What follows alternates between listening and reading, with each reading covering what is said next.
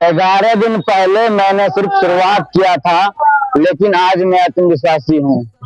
आज मेरे 365 day challenge day 11 है।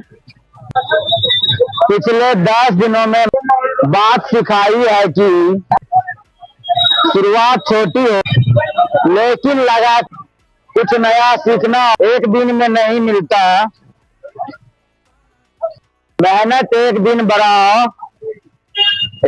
एक दिन बड़ा बदलाव जरूर लाती है।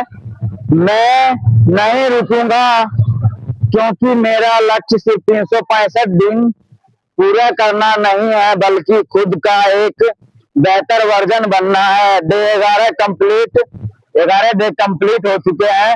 सफर जारी है। Hello guys, welcome to my new vlog. आज मेरा 365 डे चैलेंज का डे 11 है।